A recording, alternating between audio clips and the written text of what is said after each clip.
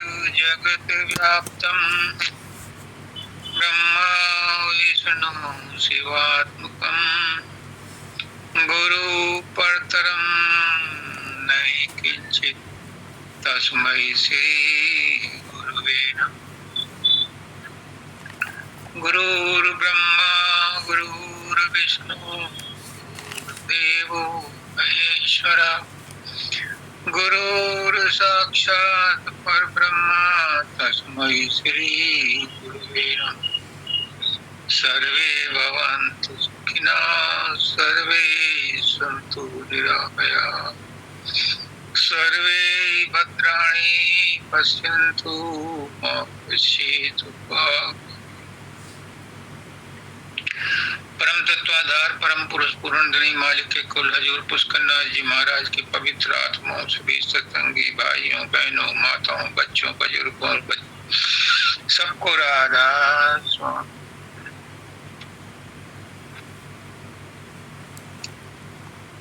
अभी मैंने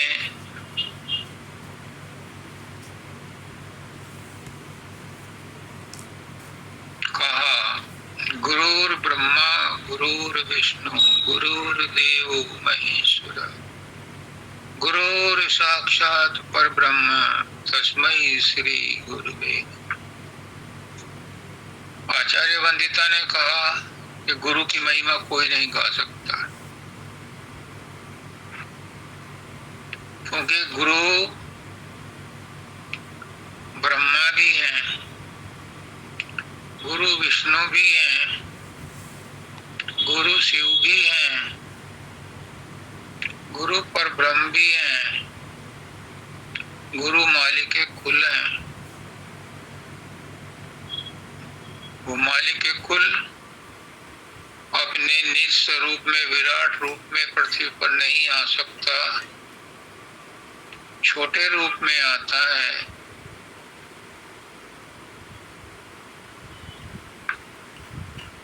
उसी को गुरु कहते हैं। तो ब्रह्मा के रूप में गुरु स्थूल शरीर में होता है,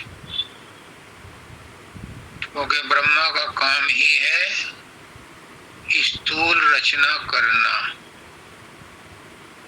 तो गुरु और ब्रह्मा का मतलब है जो स्थूल शरीर में गुरु आया हुआ है उसको नमस्कार है। गुरुर विष्णु, हजूर मानव दयाल जी कहा करते थे कि हमारा सूक्ष्म शरीर हमारा मन विष्णु है, अर्थात सूक्ष्म शरीर में गुरु विष्णु का काम करता है। विष्णु क्या करता है? पालन पोषण करता है। ब्रह्मा सृष्टि की रचना करता है और विष्णु उसका पालन पोषण करता है। इसीलिए विष्णु को बार बार अवतार लेना पड़ता है। यदा यदा हि धर्मस्य ग्लानिर्भवति भारत अभ्युत्थानाय,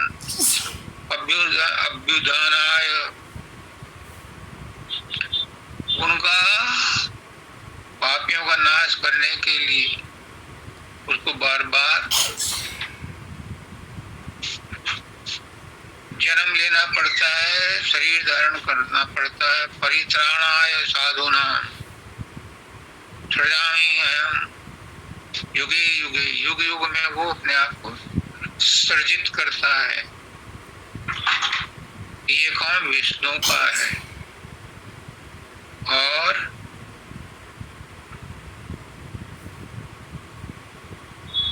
शिव शंकर भगवान ज्ञान के अवतार कहलाते हैं। वो ज्ञान देते हैं लेकिन तमोगुण में रहते हैं। विष्णु भगवान सतोगुण हैं और ब्रह्मा जी रजोगुण में हैं, तो इनके 3 गुण भी हो गए। अब शिव शंकर भगवान कारण शरीर हैं, ब्रह्मा जी स्थूल शरीर हैं और विष्णु भगवान सूक्ष्म शरीर हैं। शिव शंकर भगवान ज्ञान के अवतार हैं, कारण शरीर हैं। उससे परे भी एक गुरु हैं, पर ब्रह्म, तस्मै श्री गुरुवे नमः। उस परम ब्रह्म को हम नमस्कार करते हैं। हालांकि संत मत में पर ब्रह्म से आगे भी और सत्य है, सतलोक है पर ब्रह्म से आगे, और सतलोक से आगे अलग अगम अनामी है। लेकिन इस जगत में रहते हुए हमें ब्रह्मा के रूप में गुरु को, विष्णु के रूप में गुरु को, और शिव के रूप में गुरु को, और इन गुरुओं के गुरु परम पर ब्रह्म को नमस्कार करते हैं। तभी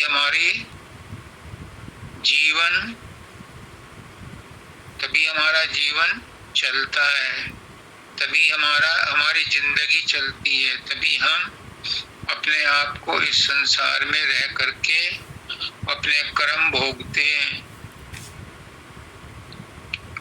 इसलिए जब तक शरीर में हो,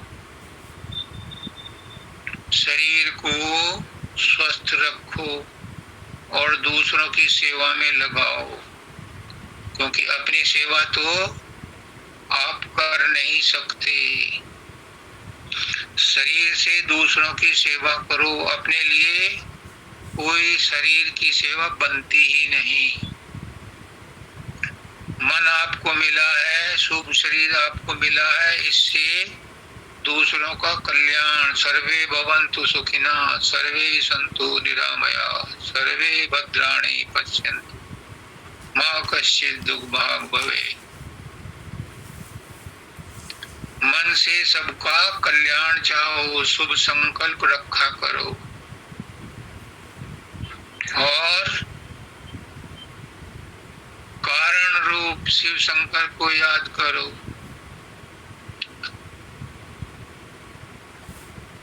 कारण रूप शिव शंकर को याद करना है।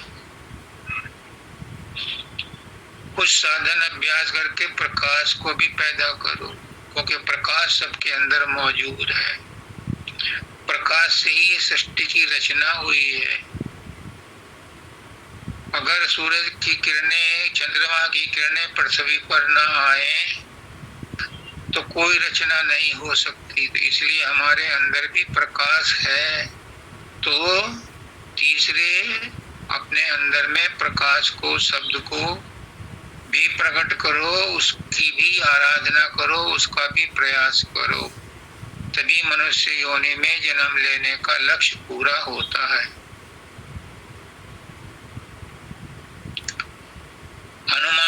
हनुमान चालीसा में लिखा है, एक लाइन आती है,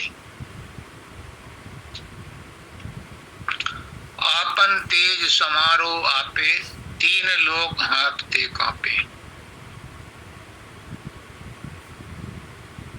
आपन तेज समारो आपे, वो कौन सा तेज है? तुलसीदास जी कहते हैं, तुलसीदास जी का लिखा हुआ है ये हनुमान चालीसा भी, आपन तेज समारो आपे। वो कौन सा तेज है जिसको संभालने से तीनों लोग हाँफते कांपते नजर आएंगे? वो अपना तेज आत्मा का तेज है। आत्मा का तेज ही शुभ शरीर मन में आकर के सारे कर्म करवाता है, और उन्हीं कर्मों को भुगतने के लिए फिर स्थूल शरीर मिलता है। तो जो अपने आप को संभाल लेता है, अपने तेज को संभाल लेता है, स्थूल तेज को, सूक्ष्म तेज को और कारण तेज को संभाल लेता है, तो क्या होता है? तीनों लोग हाँफते कांपे। तीनों लोग हो गए आपके पृथ्वी लोक, देवलोक, स्वर्ग लोक।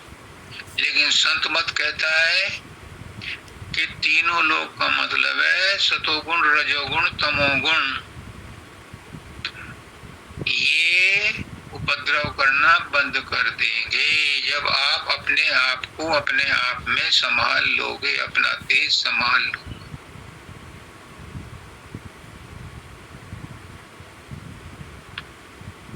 एक बात और बता दूं, लगे हाथ मुंह पे आ गई बात।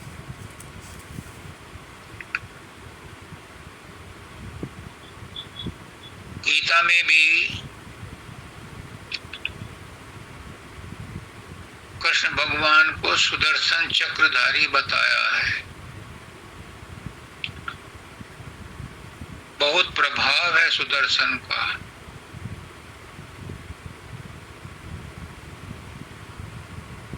ये सुदर्शन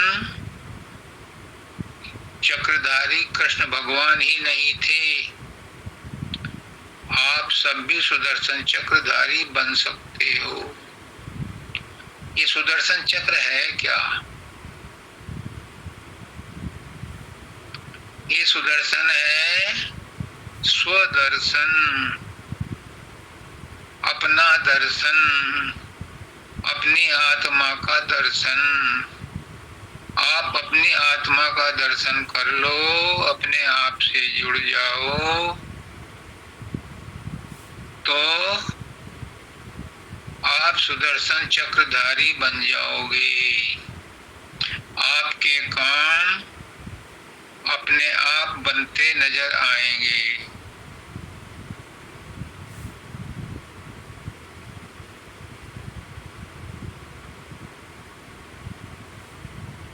अभी आचार्य वंदिता ने जो शब्द पढ़ा,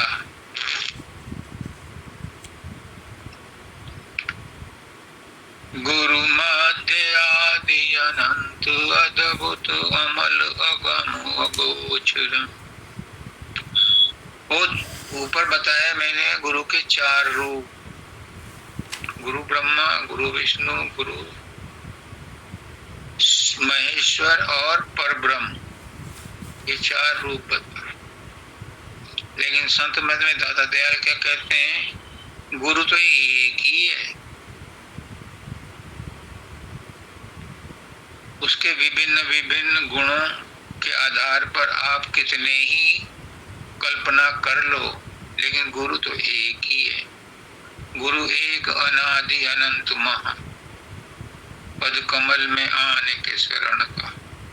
और यहाँ कहते हैं गुरु मध्य आदि अनंत अद्भुत अमल अगम अगोचर। गुरु क्या है? गुरु परमात्मा ही है, परमात्मा का ही छोटा रूप है।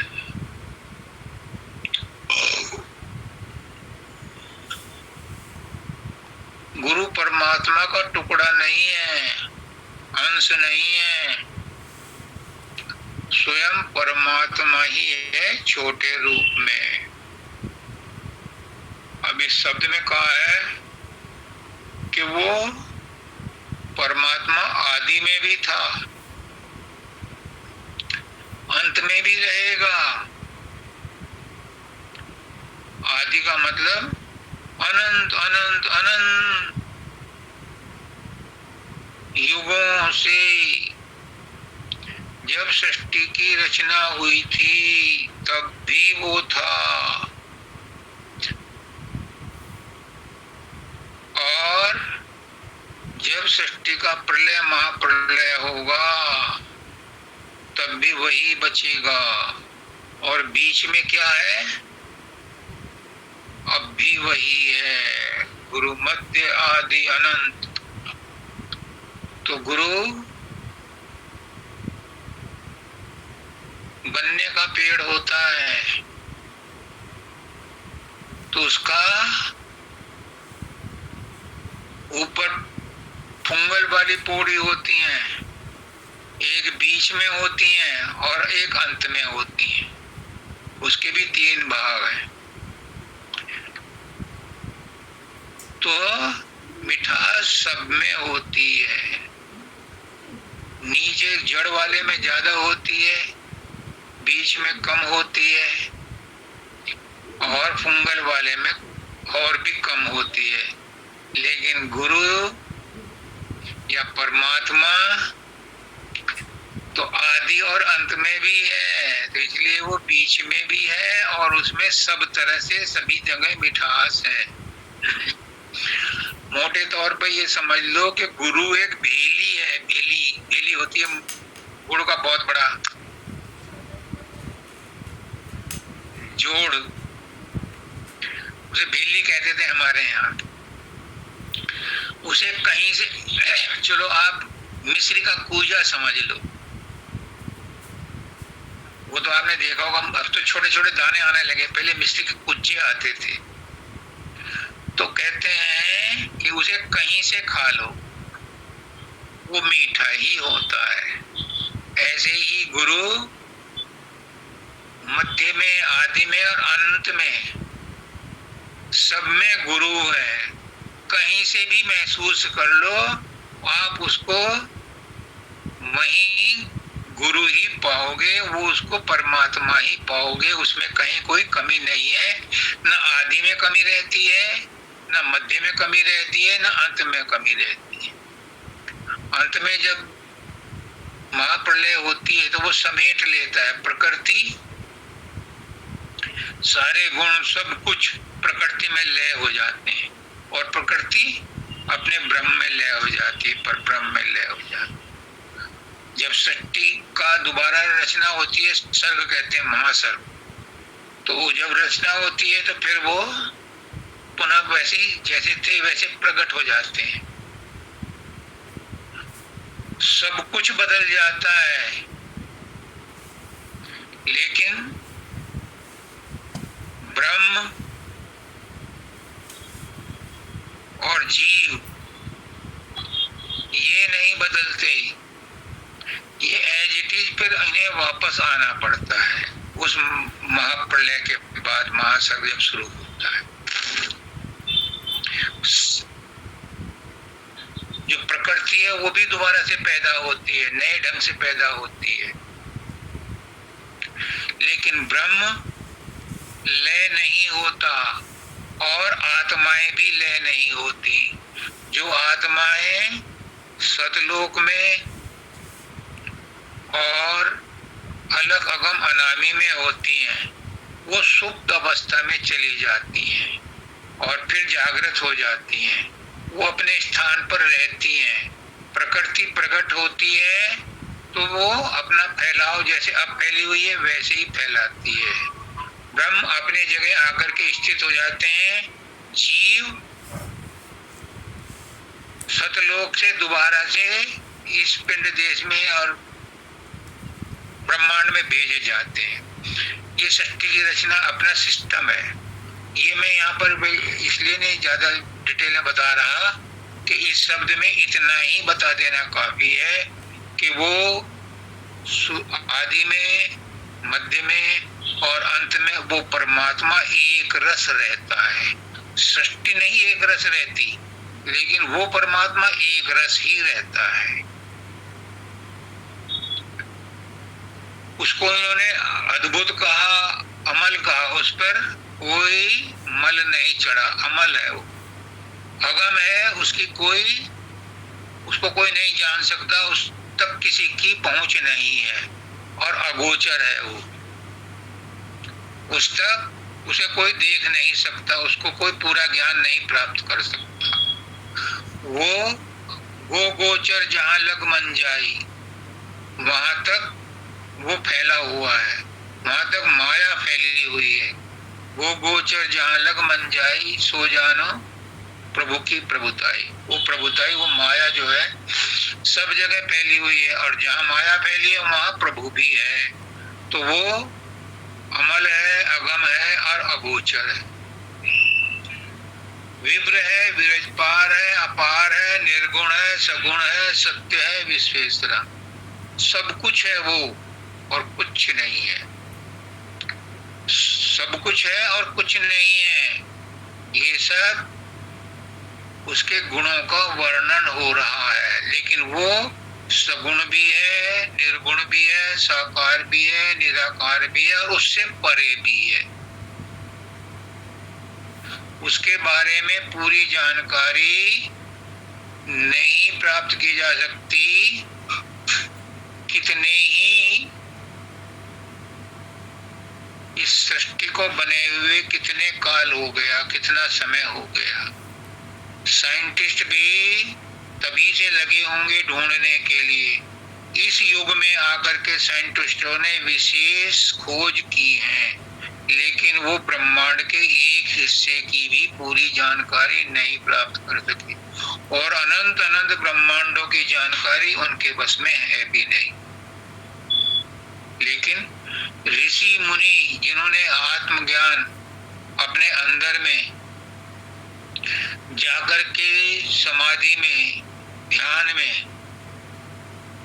उसको खोजा, उन्हें उसका कुछ कुछ पता लगा। जब तू अपना भेद बताए समझ में तब कुछ कुछ आवे। जब वो उन ऋषि मुनियों पर अपना रूप प्रकट करता है, अपना ज्ञान प्रकट करता है, तब उसकी समझ में कुछ कुछ आता है और वो जब आगे प्रसारित करता है तो वो और कम स्तर का होता जाता है। भगवान कृष्ण कहते हैं कि ये ज्ञान मैंने पहले सूर्य को दिया था, विश्वत को दिया था, इवाक्षु को दिया था, फिर ये ज्ञान धीरे धीरे लुप्त हो गया। अब अर्जुन ये ज्ञान मैं तुझे फिर दे रहा। तो उसकी पुनरावृत्ति होती रहती है, इसीलिए गुरु आता है उस ज्ञान को बार बार बताने के लिए, उसको रिमाइंड कराने के लिए, आत्मा को जगाने के लिए, क्योंकि आत्माएं इस संसार में आकर बहुत जल्दी भूल जाती हैं। पुराना ज्ञान भी उनको आगे कैरी फॉरवर्ड नहीं कर पाते। ऋषि मुनि थे, जब वेद लिखे नहीं जाते थे तो वो श्रुति के द्वारा एक दूसरे को कन्वे करते थे। बाद में वेद द्वापर में आकर के लिखित रूप में आ गए, उससे पहले वो सिर्फ श्रुति थी। और स्मृति उनको याद करना, याद करके वो श्रुति के द्वारा तो अपने शिष्यों को बताते थे। यही मति लखे नहीं गति लखे, सो शुद्ध तत्व विचार। उस परमात्मा के बारे में ना बुद्धि काम करती है, ना चित्त काम करता है, ना मन काम करता है, ना कोई ज्ञान काम आता है। वो तो एक शुद्ध तत्व है, एक शुद्ध तत्व है और वो सिर्फ आत्मा ही आत्मा के द्वारा जानकारी प्राप्त कर सके। जो चरण कमल की ओट आया भव से बेड़ा पार है, किसकी समझ में आता है? उस ज्ञान को कौन समझाता है? उस ज्ञान को वही समझाता है जिसने वो ज्ञान समझा हुआ है। और जो कोई उसकी शरण में जाएगा, जो कोई गुरु की शरण में जाएगा, गुरु के मार्गदर्शन में साधन अभ्यास करेगा, वो उसके बारे में कुछ कुछ जान जाता है, क्योंकि गुरु परमात्मा से मिला हुआ होता है, परमात्मा के बारे में जानकारी रखता है, इसलिए वो अपने सत्संग में अपने शिष्यों को उसके बारे में जानकारी देता है। ये सीना बसीना वो हर प्रकार से कोशिश करता है कि उस ज्ञान को अपने शिष्यों में बांट दे, ताकि वो जो भी मनुष्य शरीर में आया है इस जन्म में अपने आत्मा का ज्ञान प्राप्त करके वो इस संसार में अपने लक्ष्य को पूरा कर ले। तो जो गुरु के चरण कमल में विश्वास रखता है उसका इस भव से बेड़ा पार हो जाता है, वो संसार से के आवागमन से मुक्त हो जाता है। गुरु विष्णु मूरत शिव की सूरत, गुरु को ब्रह्मा जान। तो ये मैंने पहले बता दिया कि वही गुरु ब्रह्मा भी है, विष्णु भी है और शिव भी है और परब्रह्म भी है। वो सब कुछ है। गुरु ब्रह्म है, पर ब्रह्म है, ये सोच समझ के मान। जो गुरु को मानुष जानते, ते कर नहीं कहिए अंत, दुखी हो संसार में आगे जम का पंथ। गुरु किया है देह को सदगुरु चीना नाय, कहें कबीरता दास को तीन ताप भरमाए। गुरु नाम आदर्श का, गुरु है मन का इष्ट, इष्ट आदर्श को ना लिखे समझो उसे कनिष्ठ। गुरु शरीर नहीं है, गुरु परमात्मा का ही रूप है। गुरु को मनुष्य मत मानो। जो गुरु को मनुष्य मानते हैं उनको लिमिटेड लाभ मिलता है, सिर्फ ज्ञान मिलता है और वो वाचक ज्ञानी हो जाते हैं। जो गुरु को परमात्मा मान लेता है उसको गुरु में परमात्मा ही नजर आता है। फिर जब गुरु में परमात्मा नजर आता है तो सारे संसार को वो गुरु रूप देखता है, परमात्मा का रूप देखता है। ये खास परिवर्तन उसके अंदर आता है कि जिसने गुरु पर विश्वास कर लिया, गुरु की बात को मान लिया, गुरु में परमात्मा के दर्शन कर लिए, उसे सब प्राणियों में गुरु ही नजर आता है, परमात्मा ही नजर आता है। फिर किसी पर वो अत्याचार नहीं करता, किसी को डांट डपट नहीं करता, किसी से ईर्ष्या द्वेष नहीं कर सकता वो। फिर वो किसी से नफरत नहीं करेगा, क्योंकि उसे सबके अंदर गुरु ही नजर आएगा, परमात्मा ही नजर आएगा। जो इस बात को समझ लेता है, सोच समझ करके मान लेता है, उसका कल्याण हो जाता है। और जो उलझा रहता है, वाद विवाद में लगा रहता है, इफ एंड बट में लगा रहता है, तो पुष्करनाथ जी कहते हैं कि गुरु ऐसे आदमियों से बचकर रहता है, ऐसे आदमियों से वार्तालाप नहीं करता। जो चतुर सियाने होते हैं उनसे वो बच के रहता है। क्यों? वो ना खुद समझते हैं ना दूसरों को समझने देते हैं। उनका काम तो सिर्फ बहस करना होता है, नुक्ताचीनी करना होता है, बाल की खाल निकालना होता है, उससे परमात्मा नहीं मिलता।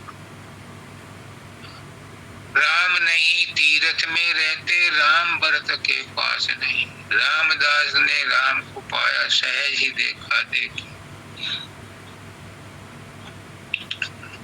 जिनको चाहा राम की साधो, राम उन्हें मिल जाते हैं। रामदास के पास राम है और नहीं कोई बात। वाद विवाद में राम नहीं है, राम ने पूछा पेखी में। रामदास ने राम को पाया, सहज ही देखा देखी। राम नहीं तीरथ में रहते, राम भरत के पास नहीं। रामदास के हाथ राम है, औरों के वे पास। बूंद में सिंधु, सिंधु में बूंदे, बूंद दोनों सिंधु दो एक हुए। बूंद सिंधु का झगड़ा मन में, उनके लिए अनेक। दादा स्वामी सतगुरु आए, भेद दिया पूरा पूरा। जो कोई भेद भाव को मेटे, सतगुरु का सेवक। जो इस भेदभाव को मिटा देता है वो सतगुरु का सच्चा सेवक होता है। तो क्या है कि सोच समझ के मान ले, गुरु ब्रह्म है, पर ब्रह्म है। और आगे कहते हैं कि कर गुरु की संगत रात दिन, नर जन्म अपना सुधार। जो गुरु की संगत करेगा, मन को शांत और निर्मल करके बैठेगा, संशय और भ्रम सत्संग में अपने आप दूर हो जाएंगे। लेकिन गुरु की संगत करना, संगत का मतलब सत्संग अटेंड करना, संगत का मतलब लोहा जब आग में पड़ता है तो आग का संग करके लोहा आग की तरह ही लाल हो जाता है। संग का प्रभाव इतना जबरदस्त है कि शराबी के साथ बैठ करके आदमी शराबी हो ही जाता है, जुआरी के साथ बैठ के जुआरी हो ही जाता है। तो गुरु के संग बैठ करके आदमी पर गुरु के वचनों का असर पड़ता ही पड़ता है। इसलिए कुछ लोग सत्संग में नहीं जाते। एक सेठ जी थे, 30-32 साल से वो सत्संग में जाते थे, चले आते थे। एक दिन लड़के ने कहा कि आप इतने दिन से जाते हो सत्संग में हर संडे को, अब की बार मैं चला जाता हूँ, आप दुकान में बैठ जाओ। उसने कहा हाँ ठीक है, चला जा। अब उस पर सत्संग की बात का प्रभाव पड़ा, गुरु ने कुछ कहा होगा। अगले दिन जब आया तो दुकान पर बैठा तो गाय जो है आटे की बोरी में मुंह मार रही थी। लड़के ने सोचा कितना खा लेगी, 2-4 किलो खा लेगी। उसने नहीं हटाया, खा लेने दो, गौ माता है, परमात्मा का वो है, जीव है, और फिर गौ की वैसे भी पूजा करते हैं, खा लेने। उसका बाप आया, वो अंधे, ये दिखता नहीं गाय खा रही है आटा, तेरा नुकसान हो रहा है।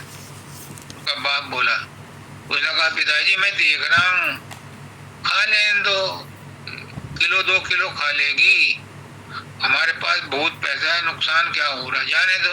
अब तो ये ज्ञान किसने दिया? और कल गुरुजी ने दिया था, सत्संग में गया था, आइंदा मत जाना, मैं 32 साल से जा रहा हूँ, मैं वहां का ज्ञान वहीं छोड़ आता हूँ। खबरदार जो अब सत्संग में गया। तो जब ऐसी संगत करोगे तो कोई फर्क नहीं पड़ेगा, लेकिन गुरु की संगत रात दिन नर जन्म अपना सुधार ले। अगर अपना जीवन सुधारना है तो गुरु की संगत करो और गुरु की बात को मानो। वहां टाइम पास करने के लिए मत जाओ। अब तुम लोग 1 घंटे के लिए सत्संग सुनते हो, कुछ तो सिर्फ इसलिए सुनते हैं कि चलो यार फ्री फंड में मिल रहा है, सुन लो, क्या फर्क पड़ता है। लेकिन कुछ लोग ऐसे भी हैं जो इसकी बात को पकड़ लेते हैं और उस पर जम करके मनन करते हैं, और कुछ उसको क्लैरिफिकेशन में पूछते भी हैं, उन पर असर होता है, वो करते हैं गुरु की संगत। जो सत्संग सुनते हैं ऑनलाइन भी और कभी उस पर गौर नहीं करते, उन्हें कोई फर्क नहीं पड़ता।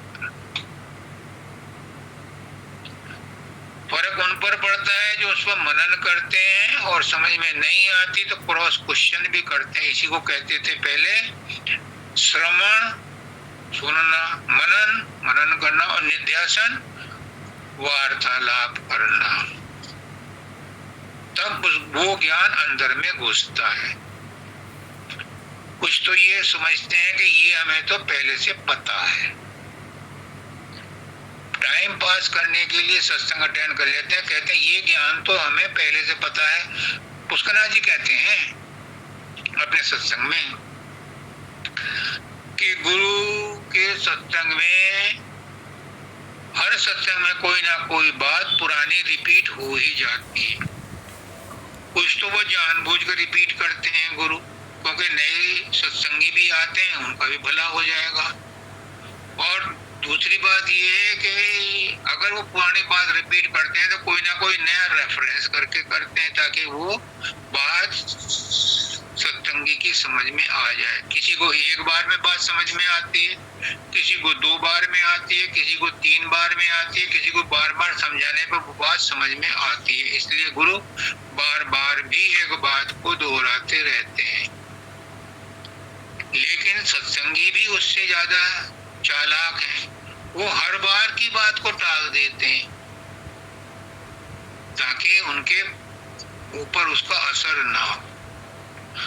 तो कर गुरु की संगत रात दिन नर जन्म अपना सुधार ले। जिसको अपना जीवन सुधारना है वो गुरु की बात को ऐसे सुने कि वो दिल में लग जाए, तो उसका जन्म सफल हो जाएगा।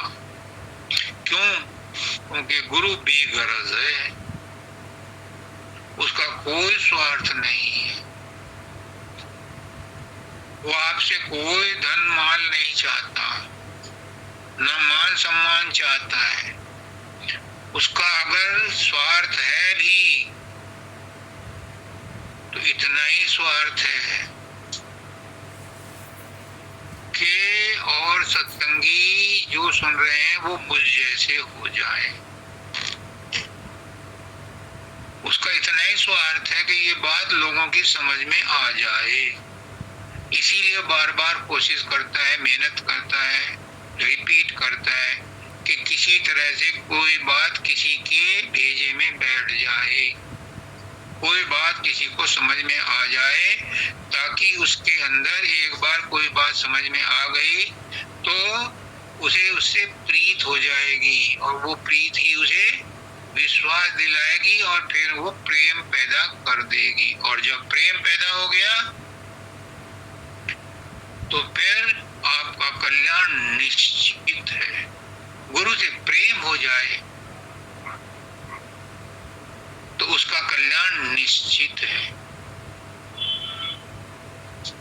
फिर कहते हैं, दे फेंक माया बोझ सिर से, यम का शीश न भार। दे फेंक माया बोझ सिर से, माया का बोझ अपने सिर से फेंक दे। कौन सा फेंक दे, कहाँ फेंक दे, और कौन सी माया का बोझ फेंक दे, और कौन से सिर पर रखा हुआ है। ये माया ही हमें फंसाती है, ये माया ही हमें कर्म करने के लिए प्रेरित करती है, और ये माया ही हमें आवागमन में बार बार जन्म लेने के लिए मजबूर करती है। और इस माया का एजेंट है मन। तो मन में जो विचार आते हैं, सो जाऊंगा मैं, मन में जो वासनाएं आती हैं, मन में जो ईर्षा द्वेष आते हैं, मन में जो काम क्रोध लोभ मोह अहंकार आते हैं, यही वो बोझा है हमारे सिर पर, जिसे उतार के फेंकना है। कहाँ फेंकना है? पुष्करनाथ जी को मैं तो बीच में लाऊंगा, मैं तो उन्हीं का डोल बजाता हूँ। पुष्करनाथ जी के प्रेम में, पुष्करनाथ जी के ज्ञान में, पुष्करनाथ जी की भक्ति में, पुष्करनाथ जी के निष्काम कर्म को देखते हुए मैं मानव दयाल जी को भूल गया। जितना प्रेम मानव दयाल जी करते थे उनसे भी ज्यादा मुझे पुष्करनाथ जी ने किया। हालांकि मैं मानव दयाल जी को भूला नहीं, उनका ऋण तो मेरे सिर पर है, लेकिन पुष्करनाथ जी ने मुझे सवाया नहीं, 2 गुना प्रेम दिया।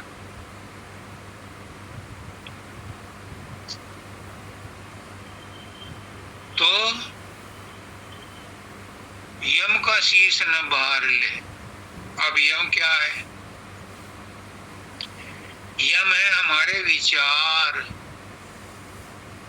एक वो यमराज है जो मृत्यु के समय हमारे ऊपर राज करता है, हमारे कर्मों का हिसाब किताब करके हमें नरक में स्वर्ग में दोबारा जन्म लेने के लिए अलग अलग योनियों में भेजता है।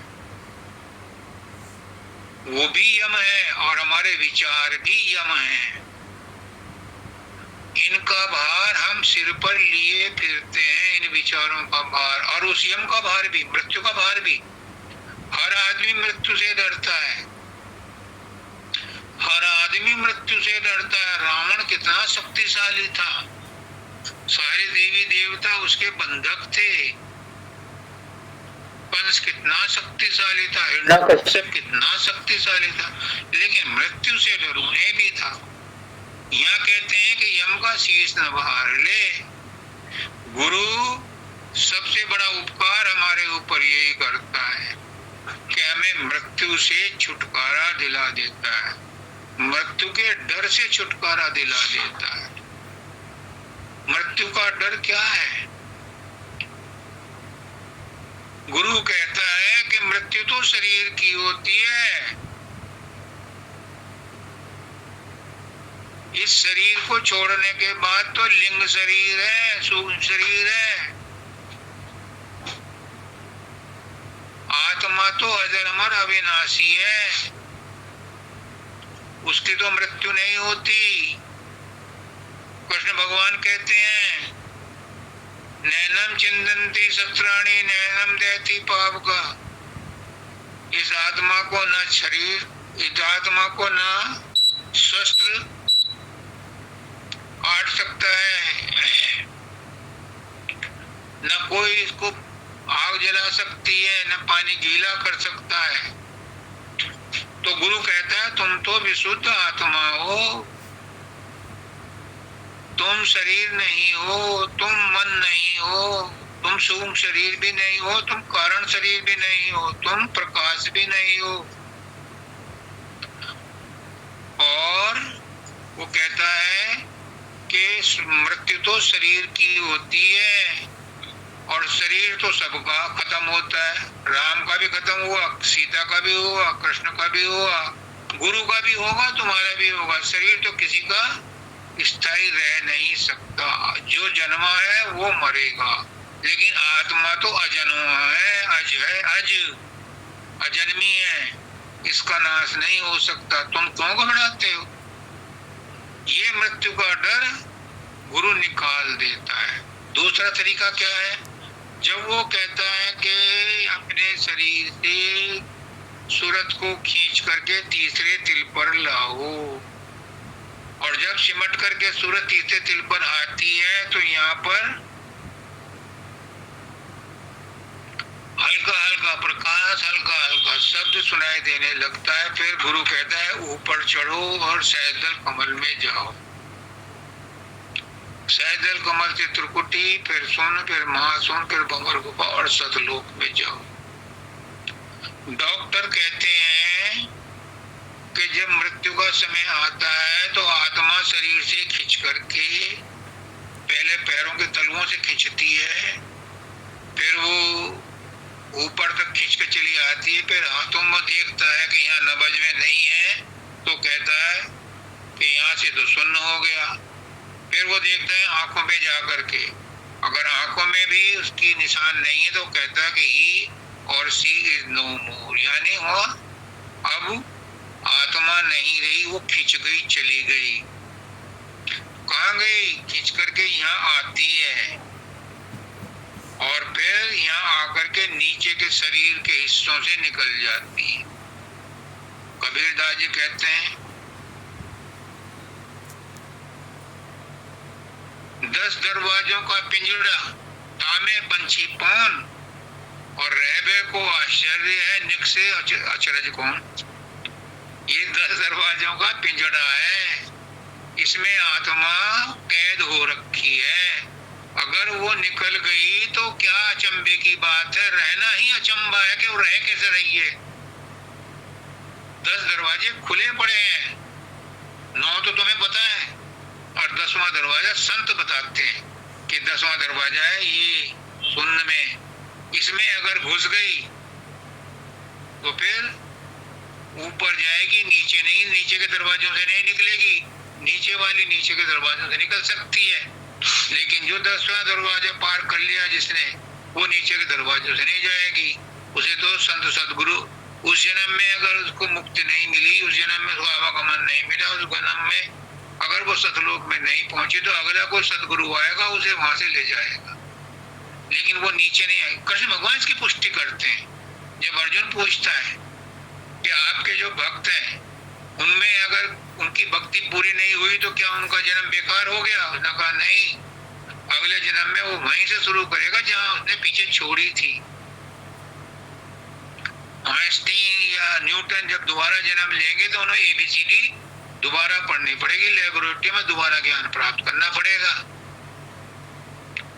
लेकिन संत अगर बीच में रह गया, पहले तो रहेगा नहीं, अगर रह गया तो वो आगे की यात्रा वहीं से शुरू करेगा जहां उसने छोड़ी थी। इसलिए शीश दे तन मन को दे,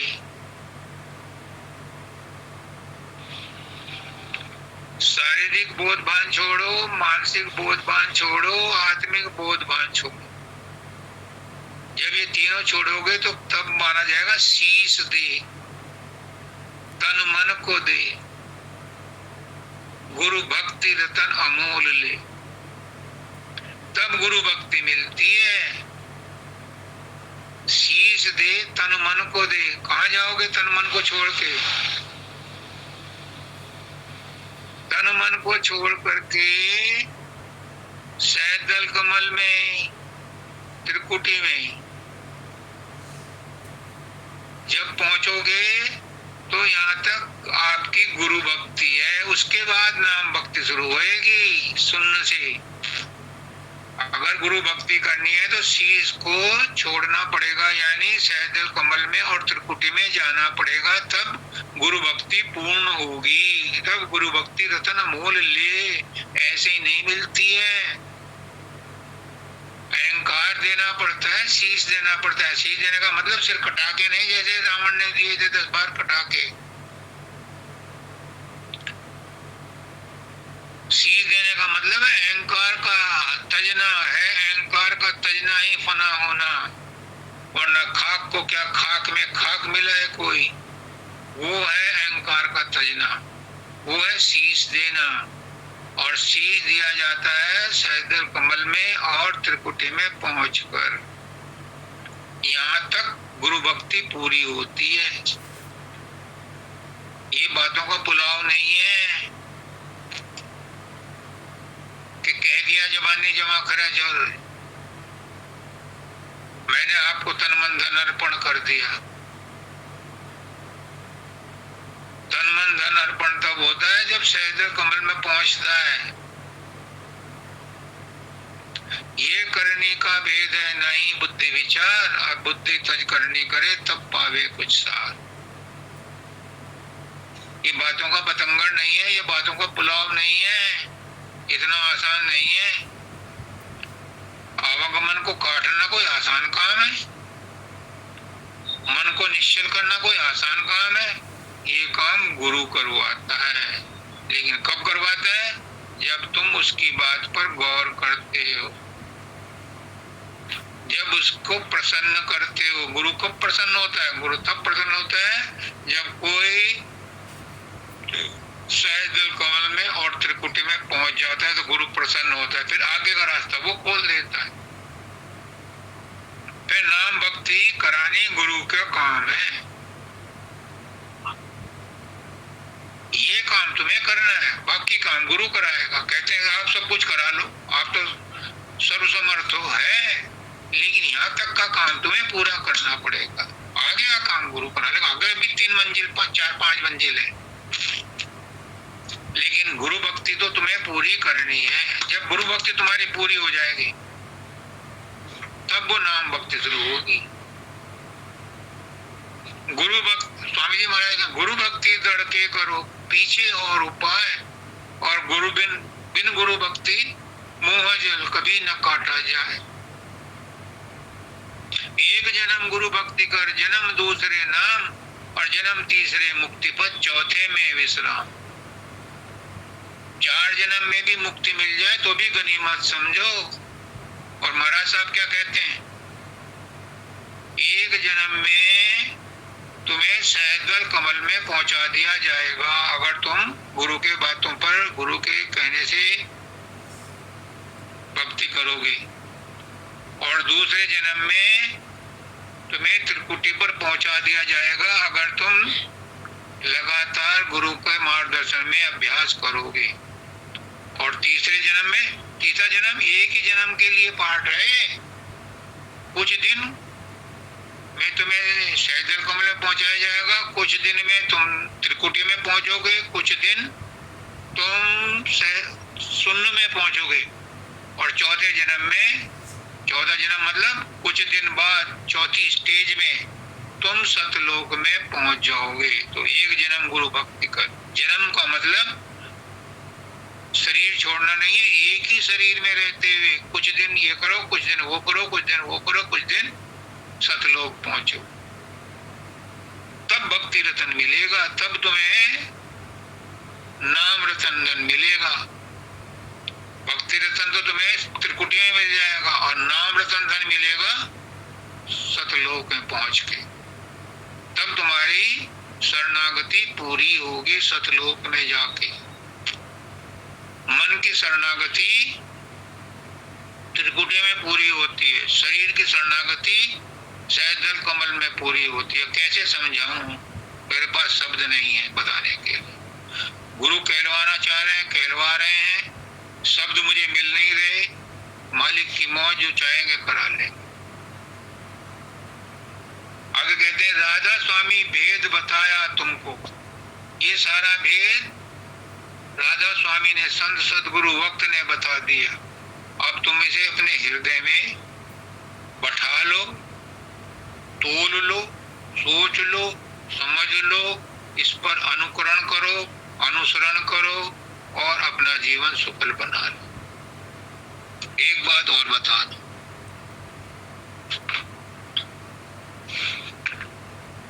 कई बार कंफ्यूजन हो जाता है कि कर्म क्या है, अकर्म क्या है।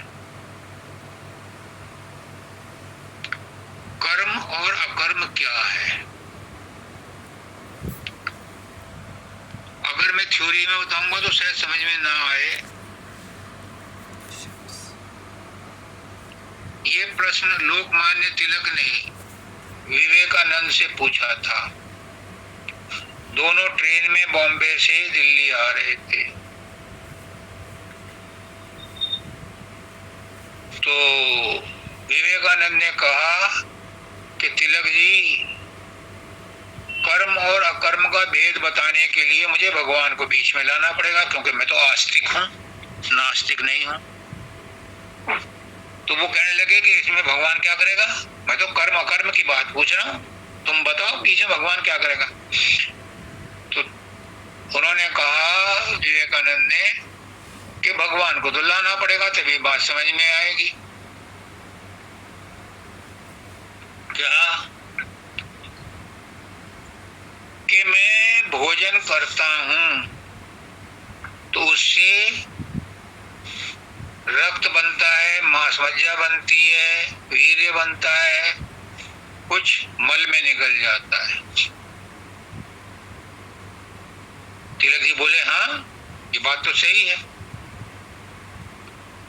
उन्होंने कहा कि थाली में रखा हुआ खाना क्या बन जाएगा, रक्त बन जाएगा, उससे मांस मज्जा बन जाएगी? अब नहीं, उससे नहीं बन सकता। ये तो जब खाया जाएगा तब बनेगा। तो उसने कहा, स्वामी जी ने कहा कि उसे कौन बनाता है? अगर उसे चिड़ियों ने खा लिया, कुत्ते बिल्ली ने खा लिया, तो क्या तुम्हें रक्त बन गया? नहीं, तब भी नहीं बनेगा।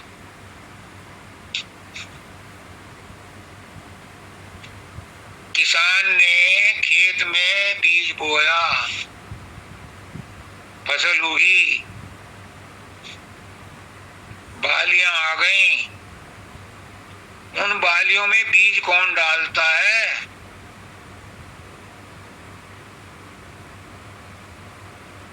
किसान ने तो कर्म किया, मैंने भी भोजन किया, ये कर्म था। लेकिन ये कर्म जो है मेरा किसी काम का नहीं। अगर इससे रक्त और भोजन ना बने, वो कौन बनाता है? वो परमात्मा बनाता है, लेकिन वो दिखता नहीं, उसका कर्म भी नहीं दिखता, लेकिन असली कर्म वही है। वो अकर्म करता हुआ भी कर्म कर रहा है, और हम कर्म करते हुए भी कर्म नहीं कर रहे। तिलक जी की बात समझ में आ गई। अब आपकी बात कब समझ में आएगी आप जानो, क्योंकि साधन अभ्यास करते हो, सुमरन ध्यान करते हो, पर होता नहीं। तुम तो करते हो पर होता नहीं। क्यों? क्योंकि उस अकर्ता को तुम साथ नहीं लेते। इसीलिए गुरु कहता है पहले दिन ही कि जब सुमरन ध्यान करो तो उसी गुरु को साथ लेकर के बैठो जिसने नाम दिया है, और उसी नाम को जपो जो गुरु ने दिया, और अपना ही नाम दिया, तुम्हारा ही नाम दिया है। ये राधा स्वामी नाम तुम्हारा अपना निज नाम है। गुरु ने अपना निज नाम दिया है, तुम्हारा अपना भी निज नाम है, क्योंकि तुम भी उसी के वंशज हो, वहीं से आए हो। ये राधा स्वामी नाम किसी ने धरा नहीं है।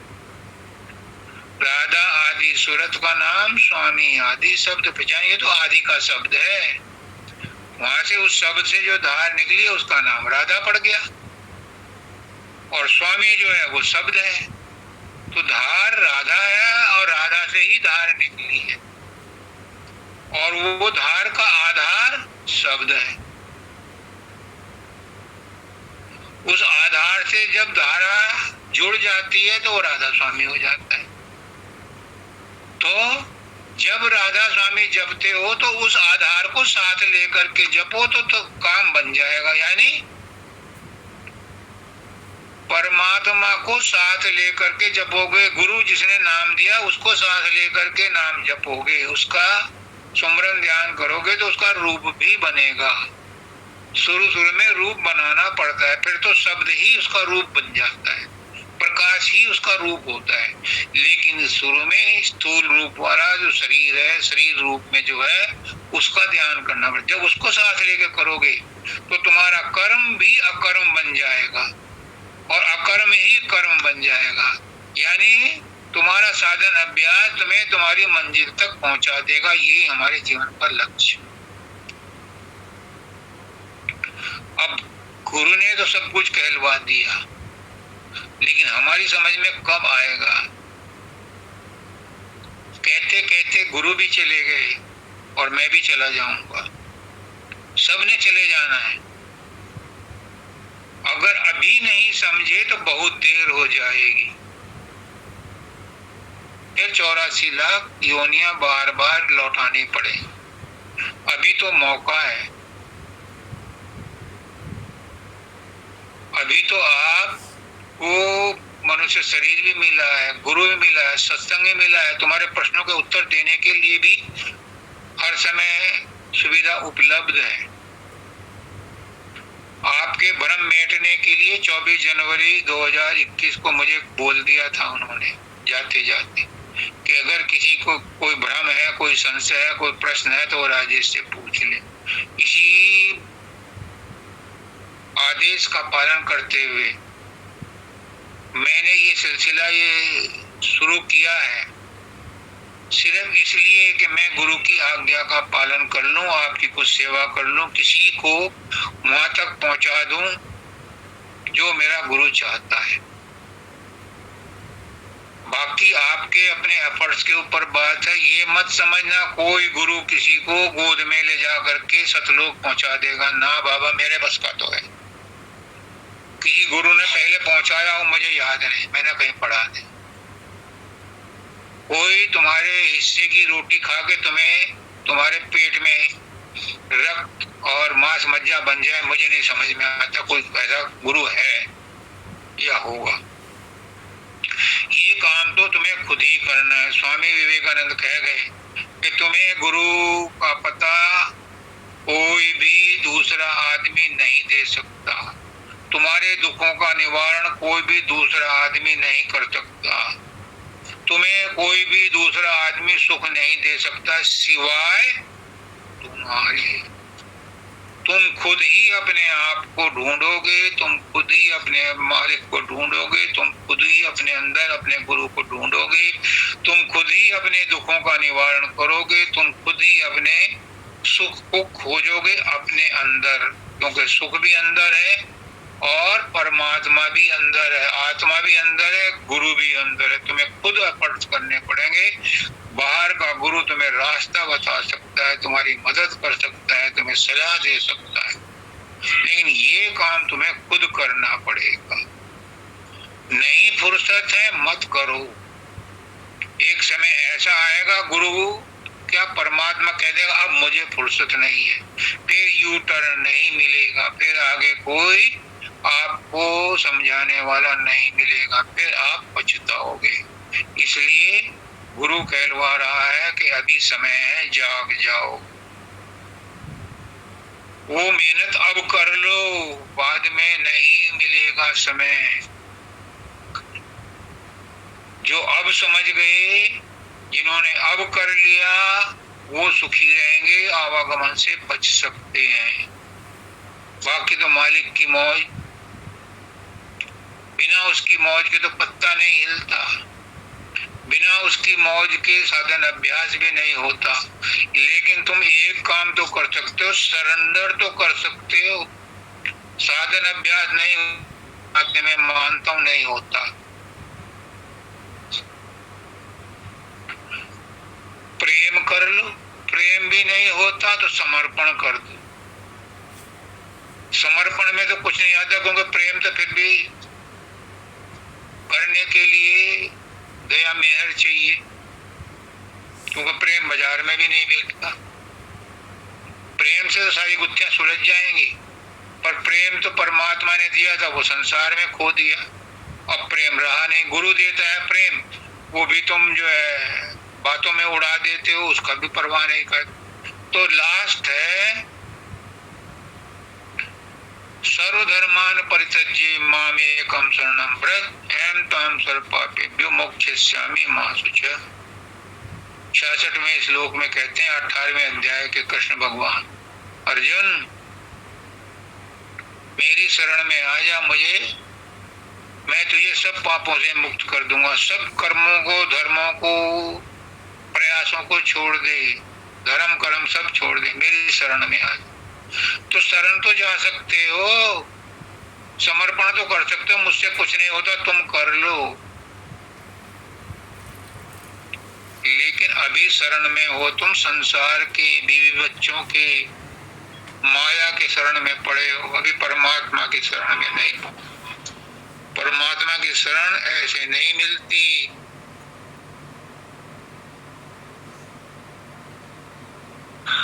चूर चूर हो जाता है अहंकार, मन भी चूर चूर हो जाता है, चकना चूर हो जाता है, तब शरण मिलती है।